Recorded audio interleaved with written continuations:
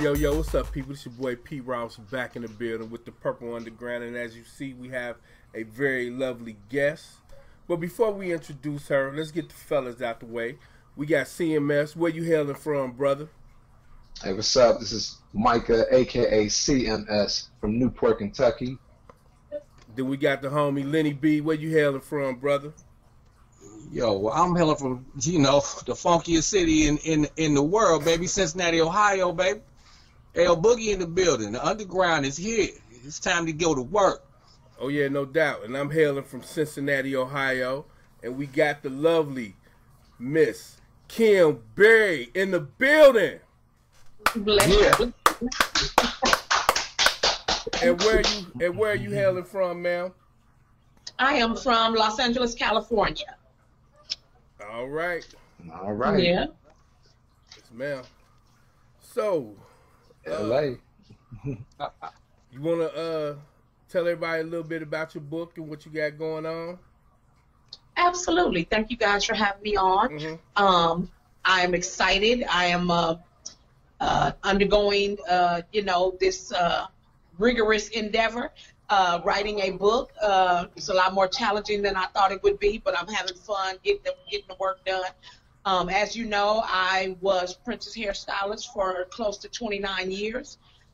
Served, alongside that brother, doing whatever needed to be done to get the work done. And now we're going to bring the story behind the Purple Curtain to the masses. So I have a Indigo fund that I have set up. It's called Diamonds and Curlz, www.diamondsandcurlz.com.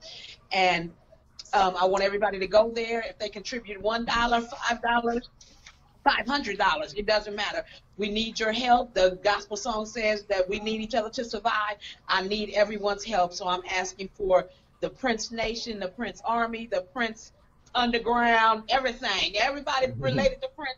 He was one of the biggest independent operators in the world. Like, he didn't let anyone give him rules. He created his own, set of standards, a set of rules. And I was trained by one of the best, and, so why not do it the same way he did it? So we handle it in renegade style. We tried to go the traditional publishing ways, and they said that they couldn't find a voice. So I believe that the Prince fans want to hear my voice. So not only will this book go audio, it will also be hardcover, soft cover. We're gonna bring it to the masses every way that we can. So I'm self-publishing. We're gonna bring this book, and we're gonna talk about the brother, the father, the son, the man. Not, you guys can probably tell me about how many albums he sold and how much, the music changed, a genre of whatever. I'm not talking about that. We're gonna talk about when he laughed. We're gonna talk about when he cried. We're gonna talk about how he was always bagging on people's mamas. So, right. we're gonna talk about that, the intimate side of Prince. And I think it's just gonna be some beautiful things. Some of the stories that were, will be in the book are just segments that he and I shared throughout the years. He hired me when I was 18 years old. I was able to travel all over the world with the man. We shared some beautiful experiences, and I'm just excited about what God is about to do through, to, and for us. And we're going to bring this to the masses. The first book tour stop will be on the Prince for the Love of God.org on the cruise ship. We're going to meet everybody in New Orleans on the 4th of January. We're going to do a big party, kickoff party there, and then we're going to jump on the cruise ship on the 5th, and we're going to go to 2 stops in Mexico, and it's going to be a beautiful thing. So I'm excited. So that'll be my first book signing there, 2019. So the fundraiser that we're doing, diamondsandcurlz.com, DIAMONDS, the letter N, CURLZ, diamondsandcurlz.com. You can go there and donate to help get the book, and this will help pay for publishing as well as getting us out on the road to get this tour done. So we're going to stop in every major city.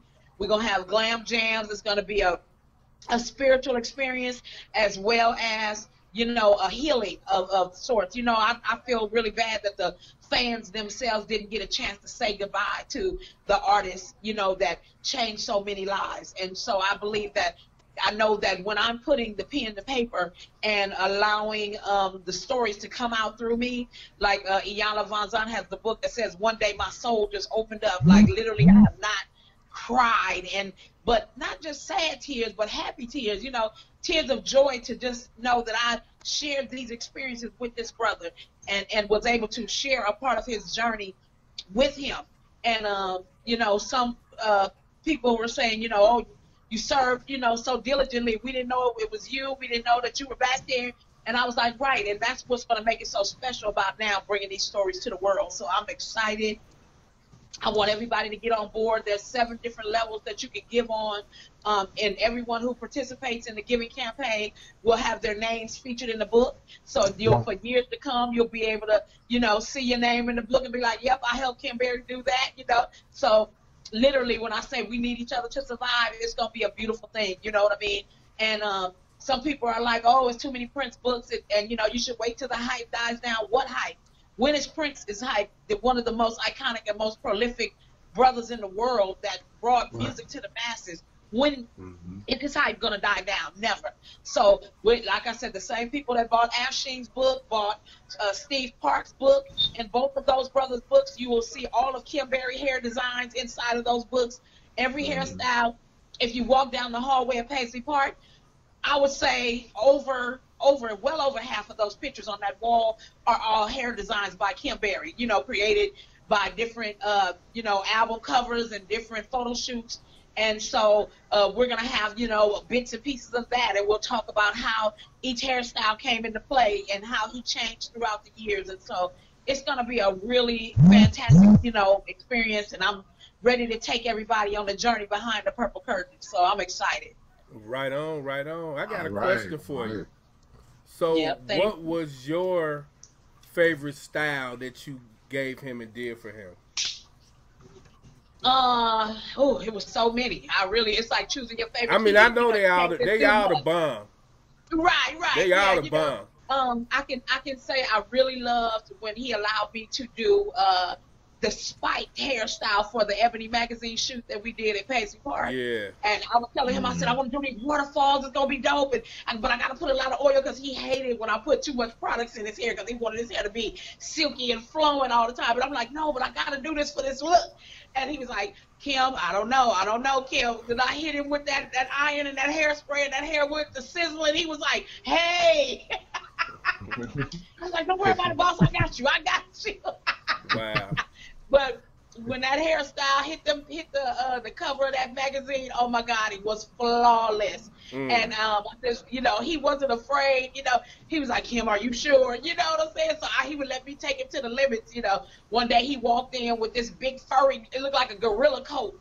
And I was like, what the heck is that? He said, I'm finna do a photo shoot. You gotta make my hair look like this coat. I said, oh my God. I said, Lord, like, it was always one challenge after another with him. But, you know, I was never afraid. If he brought the challenge, I had to make sure I delivered. You know, he said, pull a camel out the sky. I was going to get a camel. You understand me? So, and I think that he knew that, you know, you would rise to the occasion. Everybody on the team, like he said, if you couldn't hang with him, he would, you know, you would quit yourself. You would fire yourself because he was super demanding. But he did everything that he challenged us with. He challenged himself, and you know, it was always going to the next level. And once I've done that, then I'm gonna take it to another level. So the hairstyles went the same way. The clothing went the same way. You know, so all of us had to keep our game tight and keep him looking good and on point.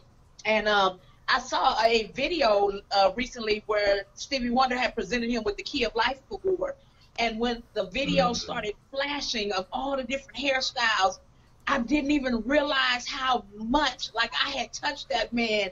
And man, it was just amazing to see, you know, the work out there in the world and with the masses. And as the fans are posting pictures, they're bringing back memories of stuff that I completely forgot about. I'm like, oh yeah, I did that. Oh yeah, that's my world in Diamonds and Curlz. So it's just a beautiful thing. And I'm, you know, like I said, I need you guys to survive. I need everybody to share it. If you can't give, you know, maybe you can share the page. You never know who's on your page that might be able to be a blessing, you know, to get this job done. But I think it's going to be a fantastic experience for everybody. A healing virtue, as well as, you know, we don't want closure because, you know, nobody wants to say goodbye to one of the biggest artists in the world. But I believe that it'll bring, you know, a sense of peace.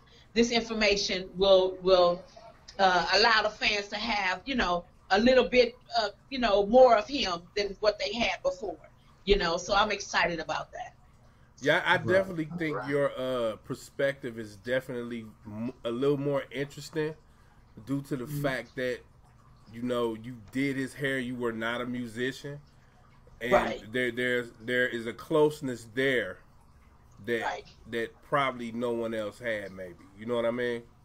Absolutely. You know, it's like, who knows you better than your hairstylist and your bartender? You know what I'm saying? Right. So yeah, I'm excited, like I said, to be able to share those stories. You know, like when he came into the salon, and literally he'd been up, you know, 2 days recording, and finally when he sits down in the chair, and you know, that was his place where he was coming to rest. You know, so he would always ask me, oh, well, how long I gotta be under the dryer? I said, oh, I'm gonna give you 10 minutes. He'd be under there for an hour and a half, knocked out sleep.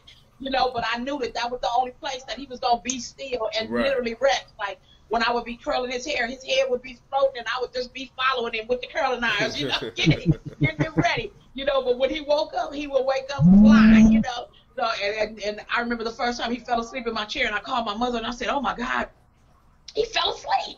And she was like, you should be honored that he trusts you enough to know that he can rest and wake up and know that he's going to be right when, you know, it's time to go. So I counted all joy. You know, I used to look in the mirror sometimes and go, girl, do you know who that is sitting in your chair? You know, and so it was just truly a special experience. And so, like I said, those are the little tidbits that I'm going to bring, like I said, from behind the purple curtain, and talk about tour life, and talk about, you know, like I said, the transition of different hairstyles. And he and I were also collaborating before he passed away on a hair care line. So I'm going to make sure that I bring that to the masses. So I'm just excited that it'll be a Prince-inspired hair care line. So it's going to be really nice. And I'm excited. So all of this will be dropping around the same time, and it's just gonna be a beautiful thing. Well, I know in this hair care line, I hope y'all have wave grease. Oh yeah. How about that? Yeah. How about that? Oh, gotta have something for the brothers, please. Oh yeah. All right. Yeah. Well, I wanted to say that the first time I heard your interview on Michael Dean's show, was a powerful interview, because I didn't know who you were. That was the first time me coming into contact with you. And ever since that interview, I was like, oh my God, she's the bomb. I gotta meet her, you know. So during this past April, the celebration, when you came to Glicks, we met you back in the VIP, and you know, Mike Tay was back there, and everybody was back there. And how your spirit is so joyful. Yes. And I can just imagine, and when you talk about Prince, I can feel the joy, and I can just imagine that the joy you gave him, because see, to me, you a real sister. So you ain't gonna lie to it. So like some of the stories you told about the rave into the Joy Fantastic had twisty you didn't like. I said, I know you probably told him, hey, I'm going to do it for you, Bo. I don't like this right here. You know what I'm saying? I was like, what are my friends going to say? I was like, oh, Lord, they kept calling me like, Kim, what's going on down there? And I said, look, you got to give the people what they want. I was like, what can you do? As long as I get my check on Friday, I'm good.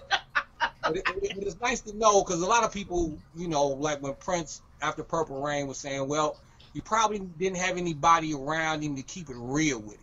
And it's just nice to know, yes, he did. He had Kim Band to keep it real for all them years. So, you know, I can just imagine, like I said, the camaraderie and the closeness that y'all, you know, developed over the years. And I just can't wait for the book. I'm excited. I'm excited. Like and that's what I said. That's what I've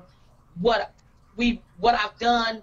I want to tell the story of how I went from being hairstylist and client to literally we became family, because you can't spend that much time with someone. Like I said, their ups and downs, their ins and outs, and not be family, you know what I mean? And just being on the road. Sometimes we were on the road 6 months at a time, you know, and you know, he was like, Kim, come on up here and just move into one of my houses. And I'm like, oh no, you don't. I was like, so I said, I think that with me staying in California and coming back and forth, it kept us, you know, fresh. So it was always good to see each other. Hey, boss, how you doing? What's going on? You know, so it always kept it fresh between us, because I didn't never want to get on his nerves. I didn't want to step on his toes. I didn't want to get too close, because, like I said, I counted it all joy, and it was an honor to be, you know, walking alongside that brother and sharing his journey. And I didn't want. They said, like, familiarity breeds contempt. You know, when you start to feel like you're too close to him, that you can start to mistreat him.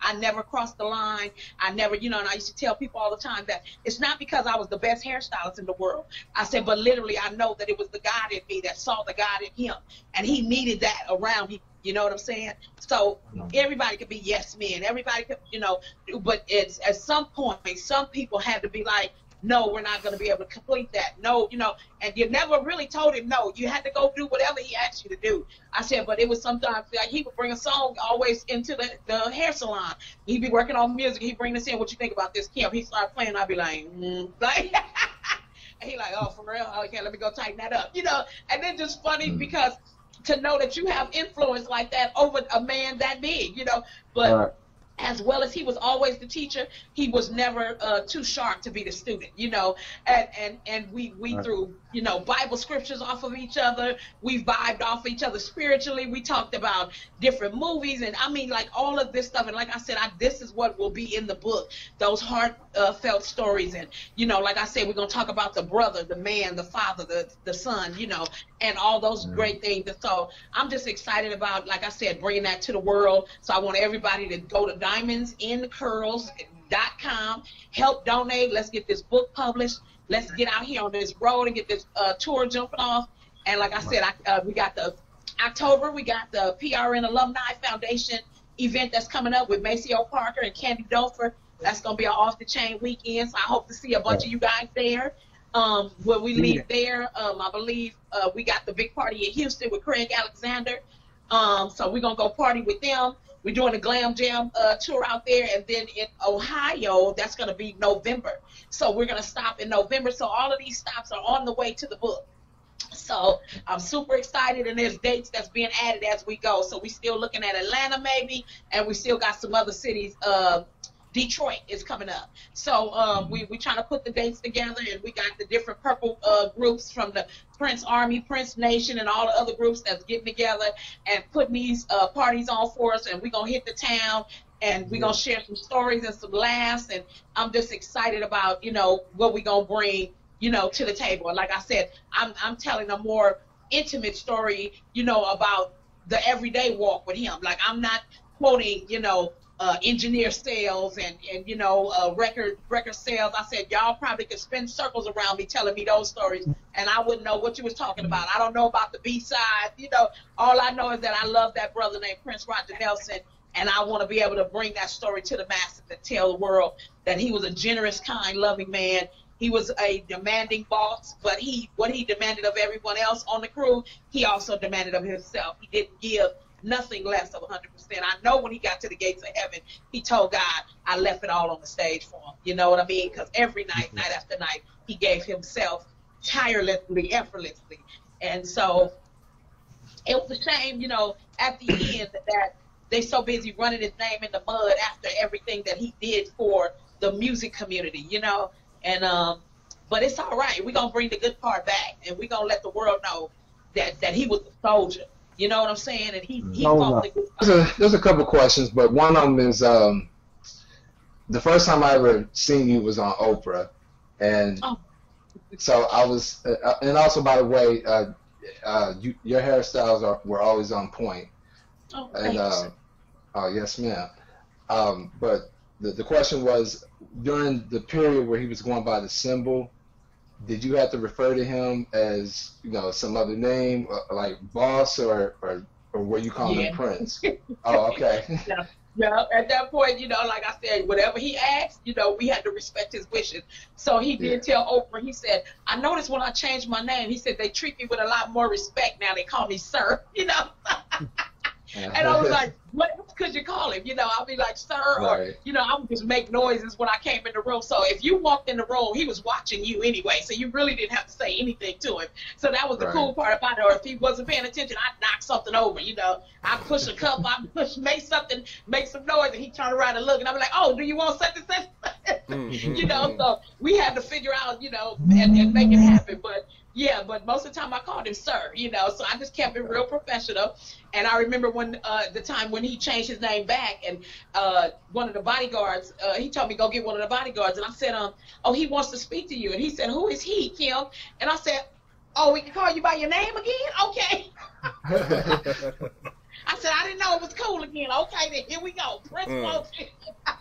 Wow. Yeah, so, but yeah, I just kept it, hey, to keep the level of respect where it's supposed to be, you know what I'm saying? So whatever he chose, and he wanted to become, if he wanted to be called Barney, I was going to call him Barney, you know what I'm saying? Right. So, hey, it is what it is, you know what I'm saying? But whatever make the most float, I kept it right there in line with whatever he asked for. Right. Yep. Okay. Yeah. Right. It's hilarious. That's funny. Yeah. Also, the other question was, since you've been meeting a lot of fans, has you know, interacting with the fans help you go through the, you know, the grieving? Like, has it helped like the healing process with losing Man. Prince? Yeah, that's been really. I was talking to a young lady, even in Paisley Park at the celebration last year, and both of us said the same thing. Like, you know, when you spend that many years with somebody, you know, like some people have been, you know, loving Prince since he first got in the industry, you know, and to come that far with him, to grow with him, and change and evolve and see him do his thing.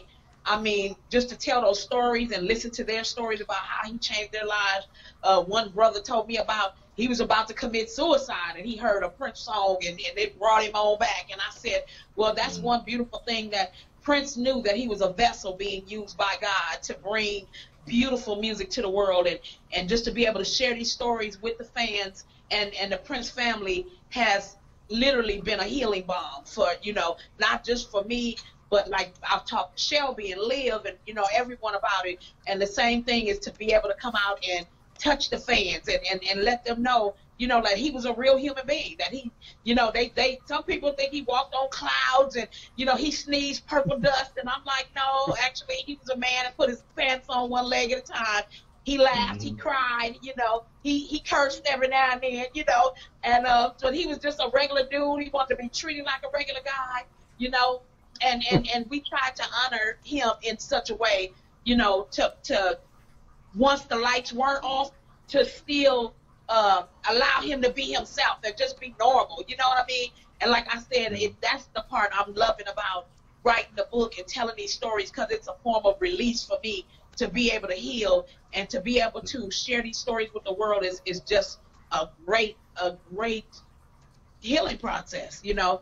So as I'm writing, like I said, writing the words to the page, and I'm just like, wow, okay, that really happened. Like I shared that experience with him, like, wow. So it's still just blowing my mind that, you know, and I'm just like an onion now, and I'm peeling back layers of you know, we spent close to almost 3 decades together, and it was just a beautiful experience. And, you know, so I'm looking forward, like I said, to share this with the world and bring this book, you know, full circle, you know, and letting the people know, you know, that he was just a cool, genuine dude. He really was. He was a musical genius, you know, but, you know, he wanted to be normal as what it could be for somebody like him, you know what I mean?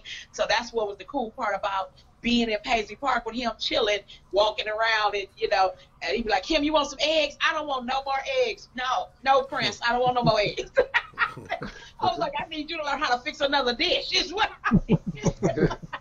But if he wasn't in the kitchen, you know, fixing that, I said we would be in there fixing him something. So, and, you know, he had me fixing him greens one time. He said, Kim, you sure you didn't put no meat in here? Because I swear it tastes like my mama greens. I was like, I said, I might have hooked him up with a little something. You know, he ain't had to know though. You know, but it's just like I said, one beautiful story after the next. So I'm just, like I said, and literally, you know, it's just a balm, a healing balm, and I'm just looking forward to sharing it with the world. All right. appreciate you sharing your story. We really do. Yes, Oh, yeah. thank you. Thank you for having me. I Oh, yeah, no appreciate doubt. you guys. You know how much money did you put in that cuss job, baby? Oh, That's a okay. good question. Look, I said, look, when he stopped cussing, I stopped cussing, okay? I said that we had to make it very clear, like he wasn't having it. Like when it stopped, I was like, oh, he would come under the stage and he was like, Kim, what you want to hear next? And I'd be like, sexy my I mean, you know that sexy ML. He like, I can't sing that song no more, Kim. Don't keep asking me that. Wow. I was like, well, just play the music, okay? Play the music. I was like, I wanted him to sing Everything Bad. I was like, let me hear International Lover. I want to hear, you know. He'd be like, I was like, oh my goodness. But we was always clowning. It's funny, like, you know, you guys would see him go down underneath the stage, and that's when the shenanigans would begin. Boy, he'd be under there cracking jokes and bagging on people's mamas, and oh my God, it would just be hilarious. I was like, the dude was so funny.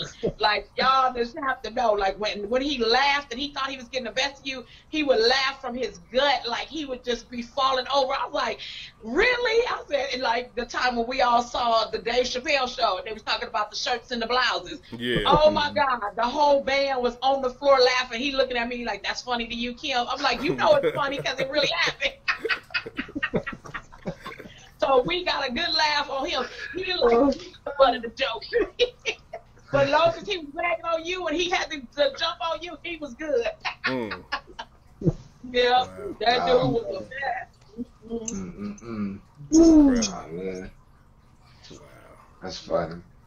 Well, Yeah. I can't wait for the book to come out. I really want to read it. I can't Right. wait. I know it's gonna be the bomb, and I can't wait to see the hairstyles. Yes. Personally, Yes. you know what I mean. So, Yep. you know, I know them gonna be the bomb. Yep. I mean, what you got, Lenny? Yeah.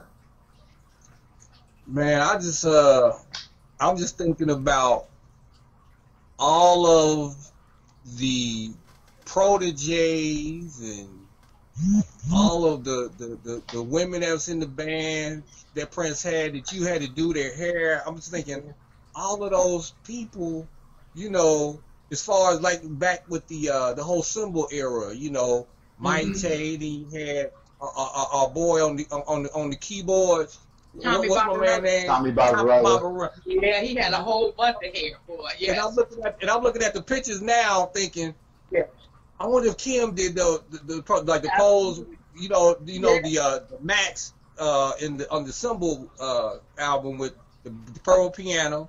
Yep. They're all standing. First got the purple, and Mike Chase over here. I'm looking at their hair and I'm going, I wonder if Kim did everybody's hair. Yeah. Had to do everybody. It was some busy evenings backstage. I'm telling you, some days, like I would be on one end of the stage, you know, the arena curling Michael, and Michael Bland had just a little strip of hair down the center of his head. I had to put about 5, 6 curls every night. I said, well, we had to keep him tight. The rest of it, shave it off, okay, hook him up. Like Prince turned them all into characters. You know, they were all like ready, set, go at any given point. They had to be special looking people, you know. So every night on stage, he wanted me to do something different and change them up. And so every band, you know, member that would come in, like it was one era where there was like 4 sisters that came on tour with us. So it was those 4 sisters, plus Kat and Rhonda, plus Candy Dolfer, plus, you know, oh my God, it was so many women. And he would get mad because I wouldn't get back to him on time. He'd be like, it's my show, right? What you doing late for them all on stage and do their thing every night? It was rewarding. It was worth the, you know, every late night hurting back and sore feet and all that good stuff. It was worth every bit of it. It was awesome. Yeah, but every woman that came through, you know, all his little females that he, you know, dated and all that good stuff, you know, they sat in the chair and got adorned, you know. He's like, Kim, hook them up like this. Kim, do this. Kim, do that. Okay, I got you, boss. Like, you know. So it was just, like I said, a beautiful experience. Got to touch everybody, and it was just all love. It was literally all love. That's what's up. What's up?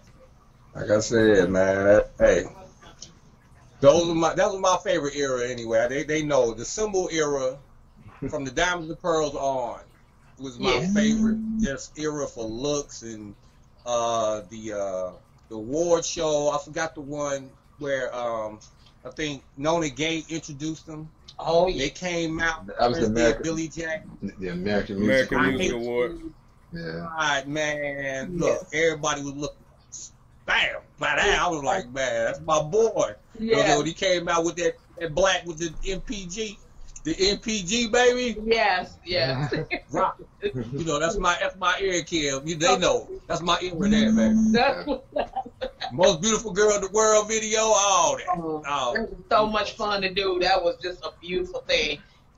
We had a ball, you know, because that was right around the time with the baby coming and all that good stuff. So it was awesome. Just like I said, being able to come in contact with all those different musicians and all the different, you know, muses and all the different.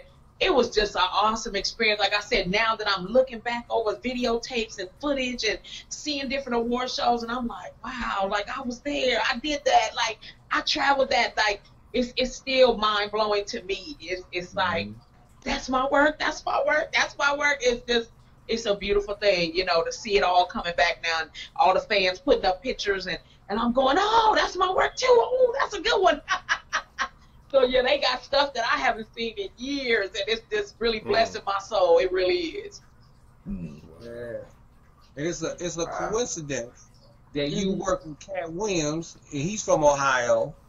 Okay. You know? And I remember Cat, well, you know, Cap do his little had his pimpalicious look back in the day. He still do.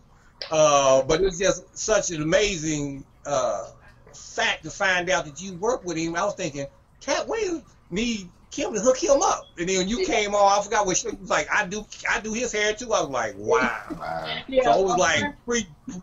Yeah, my friends were clowning, talking about, oh, you just traded in one little man for another one, huh? I was like, hey, I'm like, well, both of them got big bank accounts. They got big bank accounts. Right. I said, so it's all good. They seem to like me, so I appreciate them. I really do.